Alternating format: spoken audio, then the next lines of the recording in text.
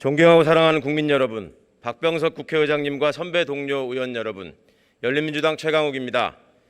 우리는 과거 권력을 독점한 소수가 국민이 위임한 공권력을 동원해 국민을 억누르며 겁박하고 오직 사익 추구를 위해 헌법 정신을 유린했던 역사를 잊지 않고 있습니다.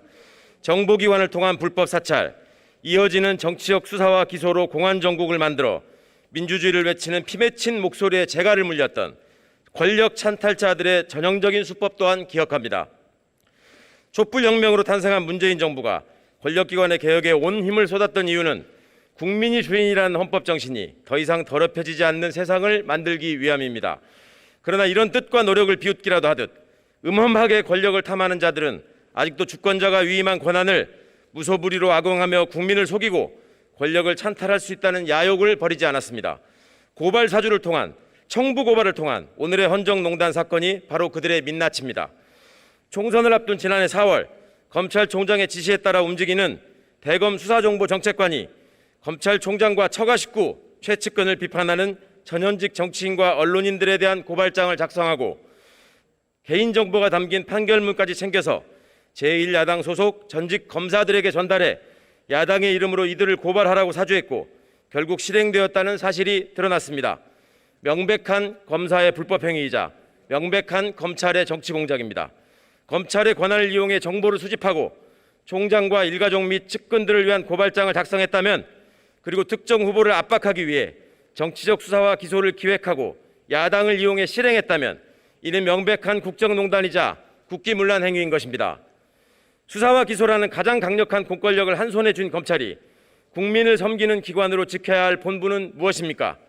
어떤 전직 검찰총장의 취임사에서는 이렇게 밝히고 있습니다. 누구의 말인지 화면을 보아주시기 바랍니다. 그렇습니다. 검찰권은 사익이나 특정 세력을 위해 쓰여서는 안 되고 형사사법제도를 악용해서 국민을 위축시켜서도 안 됩니다. 그렇기 때문에 윤석열 검찰의 고발 사주 사건은 일개 검사가 총장 몰래 저지른 섣부른 일탈 행위로 덮어씌울 수 없으며 검찰권을 남용해 정치 개입을 시도한 명백한 헌정질서 파괴 공작으로 검찰의 명예를 진흙탕에 처박아버린 사건인 것입니다. 권력기관의 불법적 정치 개입과 정치검사의 권한 남용은 제대로 단죄받은 적이 거의 없습니다. 권력과 결탁한 정치검찰이 한통속이 되어 사실상 공범으로 움직였기 때문입니다. 초원복집 사건, 삼성 엑스파일 사건, 국정원 댓글 사건, 국정농단 사건에 이르기까지 정치검찰은 권력의 개로 부안해동하면서 정권과 거래하고 기생하며 제 식구들에게 사뭇 당당하게 면죄부를 발행해왔습니다. 더 이상 대한민국의 자랑스러운 민주주의 역사에서 주권자를 속여가며 사익을 편취하는 집단을 용납해서는 안 됩니다.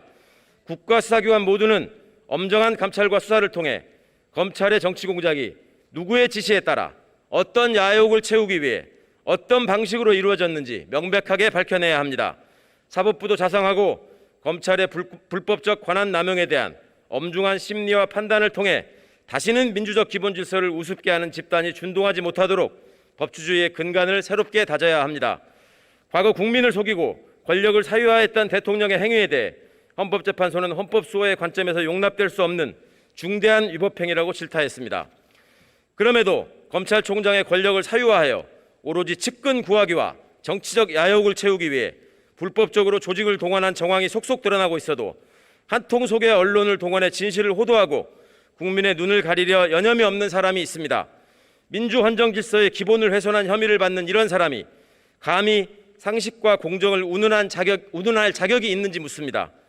청부 고발의 또 다른 당사자인 국민의힘도 스스로 반성하고 사실을 밝혀 책임을 지는 데 주저함이 없어야 합니다. 국민 여러분, 권력기관이 설치며 국민을 떨게 했던 시간과 결별해야 합니다. 아직도 권력 사유화를 통한 정치 공작으로 국민을 속여 민주주의를 더럽히려는 사람들에게 가장 무거운 책임을 물어야 합니다.